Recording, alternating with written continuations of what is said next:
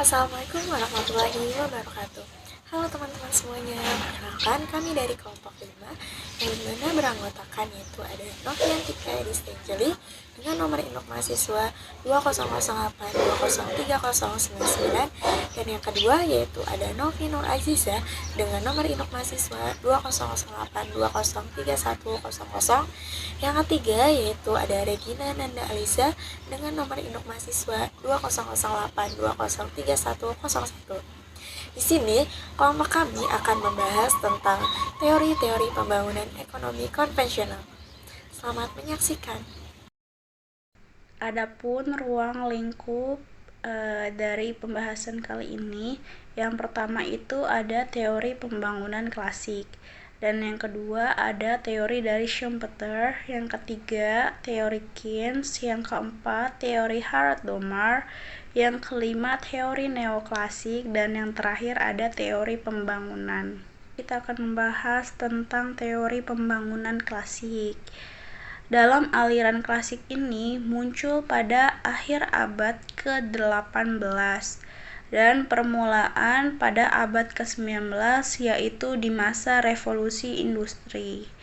Pada waktu itu sistemnya bersifat liberal, sedang merajalela, dan menurut teori ini, pertumbuhan ekonomi liberal disebabkan oleh adanya pacuan antara kemajuan teknologi dan perkembangan jumlah penduduk. Selanjutnya, teori klasik pembangunan ekonomi dibagi menjadi 5. Yang pertama itu ada kebijaksanaan pasar. Maksudnya, ahli ekonomi klasik meyakini adanya perekonomian, persaingan sempurna, pasar bebas yang secara otomatis bebas dari campur tangan pemerintah. Lalu yang kedua itu ada pemupukan modal. Semua kaum klasik memandang pemupukan modal merupakan kunci dari keberhasilan pembangunan ekonomi di suatu negara. Lalu yang ketiga yaitu keuntungan rangsangan bagi investasi. Semakin besar keuntungan yang diperoleh dari penanaman investasi, maka semakin besar pula akumulasi modal dan investasi. Lalu ada yang keempat itu keuntungan cenderung menurun. Maksudnya, keuntungan ini tidak akan naik secara terus-menerus, namun cenderung menurun apabila persaingan antara kapitalis cenderung meningkat. Yang kelima, ada keadaan stasioner. Ahli ekonomi klasik meramalkan timbulnya keadaan stasioner pada akhir proses pemupukan modal. Selanjutnya itu ada tokoh-tokoh dari teori klasik. Yang pertama itu ada Adam Smith. Teorinya yang terkenal dengan laissez-faire. Adam Smith berasumsi yang pertama itu ada suatu kebijaksanaan yang memberikan kebebasan sepenuhnya kepada para pelaku ekonomi untuk melakukan kegiatan ekonomi. Asumsi yang kedua, meminimalkan campur tangan pemerintah. Lalu Adam Smith melihat proses pertumbuhan ekonomi itu dari dua segi. Yang pertama, pertumbuhan output total, dan yang kedua, pertumbuhan penduduk. Lalu ada pembagian kerja yang merupakan titik permulaan dari teori pembangunan ekonomi Adam Smith yang meningkatkan daya produktivitas tenaga kerja. Ia menghubungkan kenaikan itu dengan yang pertama, meningkatnya keterampilan pekerja, yang kedua, penghematan waktu dalam memproduksi barang, dan yang ketiga, penemuan mesin yang sangat menghemat tenaga. Tokoh yang kedua yaitu David Ricardo. David Ricardo dalam bukunya The Principles of Political Economy and Taxation ikut mengembangkan teori pertumbuhan ekonomi klasik. Ricardo menganggap bahwa jumlah faktor produksi tanah atau sumber-sumber alam tidak dapat ditambah, sehingga pada akhirnya bertindak sebagai faktor pembatas dalam proses pertumbuhan suatu masyarakat. Hal ini bisa diatasi dengan adanya teknologi melalui ekstensifikasi dan intensifikasi.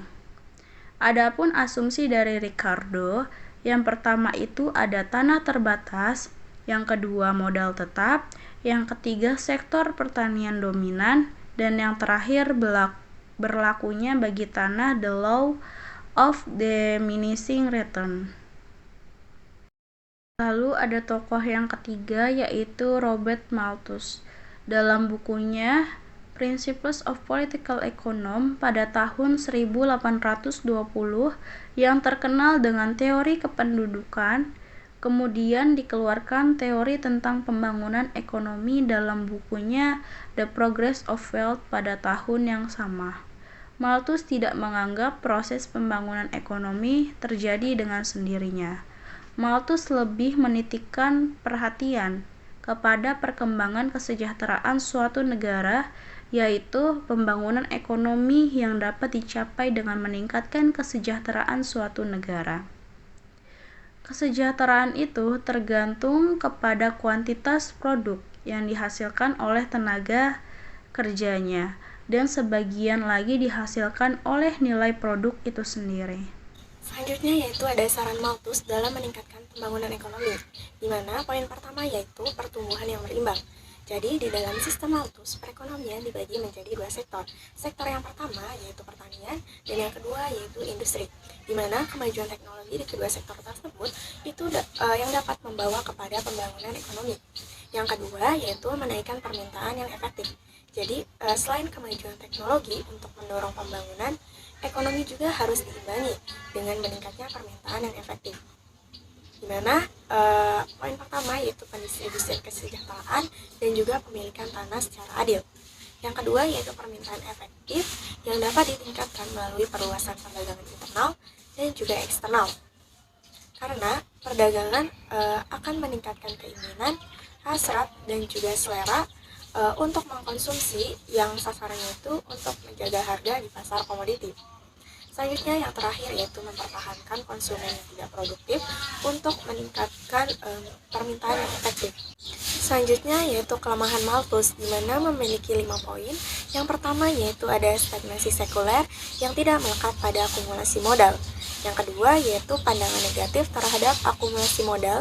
Yang ketiga, komoditi tidak dipertukarkan dengan komoditi secara langsung.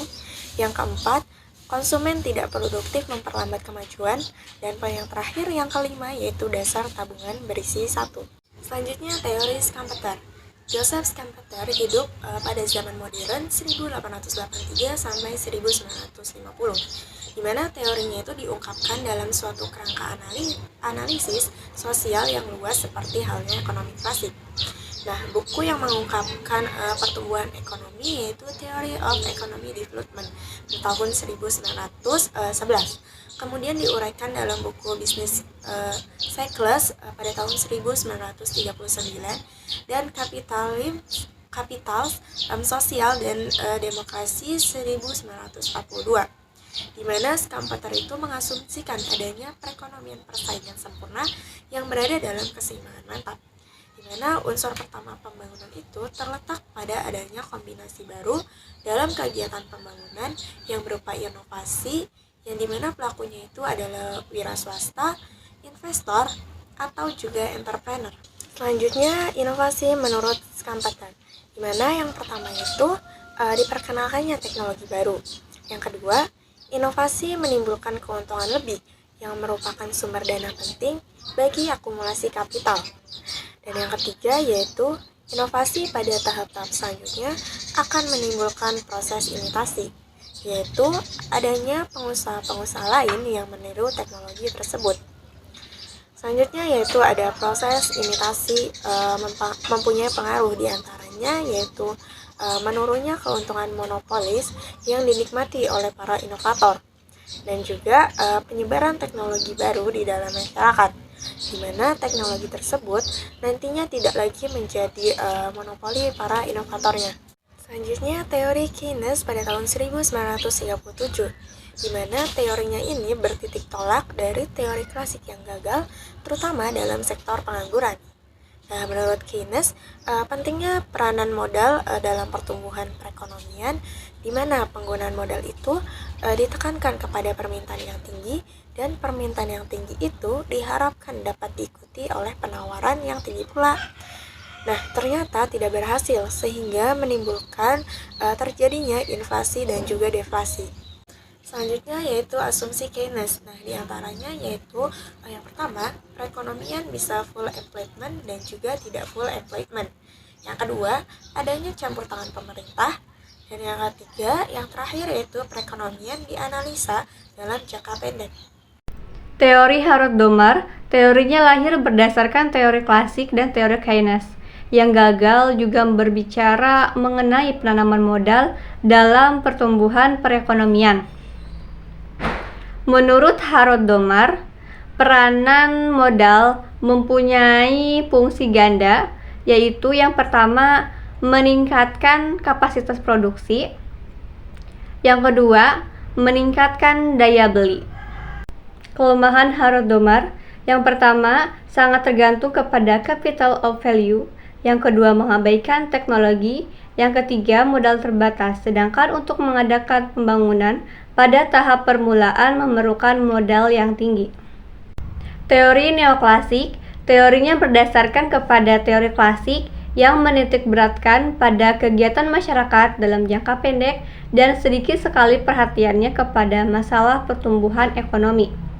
Kegiatan masyarakat dalam jangka pendek adalah kegiatan yang berlandaskan kepada mekanisme pasar. Tokoh-tokoh neoklasik, yang pertama ada Leon Walras, yang kedua Alfred Marshall, yang ketiga Knut Wicksell, yang keempat Cobb Douglas. Teori pembangunan, yang pertama ada teori tahapan linier. Dalam teori tahapan linier digambarkan oleh W.W. Rostow dan Harrod-Domar. Tahap-tahap pertumbuhan Rostow atau the stage of economic growth ada 5 tahapan ekonomi. Yang pertama, tahapan masyarakat tradisional. Yang kedua, penyusunan kerangka dasar tahapan tinggal landas menuju pertumbuhan berkesinambungan yang berlangsung secara otomatis. Yang ketiga, tahapan tinggal landas. Yang keempat, tahapan menuju kematangan ekonomi. Dan yang kelima, tahapan konsumsi massal yang tinggi. Yang kedua, teori perubahan struktural. Dalam teori ini memusatkan perhatiannya pada mekanisme untuk mentransformasikan struktur perekonomian dari pola perekonomian pertanian subsistem tradisional ke perekonomian yang lebih modern. Aliran perubahan struktural ini didukung oleh yang pertama W. Arthur Lewis dengan model teoritisnya tentang surplus tenaga kerja dua sektor atau two sector surplus labor. Yang kedua Hollis Bassenery yang terkenal dengan analisis empirisnya tentang pola-pola pembangunan atau patterns of development. Yang ketiga revolusi ketergantungan internasional. Model ini menghubungkan keberadaan dan kelanggengan negara-negara dunia ketiga kepada evolusi sejarah hubungan internasional yang sama sekali tidak seimbang antara negara-negara kaya dengan negara-negara miskin dalam suatu sistem kapitalis internasional. Terlepas dari sengaja atau tidaknya sikap dan praktek eksploitatif negara-negara kaya terhadap negara-negara berkembang, koeksistensi negara miskin dan kaya dalam suatu sistem internasional tidak bisa dipungkiri. Yang keempat, model paradigma palsu. Model ini mencoba menghubungkan keterbelakangan negara-negara dunia ketiga dengan kesalahan dan ketidaktepatan saran yang diberikan oleh pasar pengamat atau pakar internasional yang bernaung di bawah lembaga-lembaga bantuan negara-negara maju dan organisasi-organisasi donor multinasional. Baik, mungkin segitu saja presentasi dari kelompok 5. Apabila ada salah kata atau pengucapan mohon dimaafkan. Wabillahi taufiq wal hidayah. Wassalamualaikum warahmatullahi wabarakatuh. Sampai bertemu di lain kesempatan.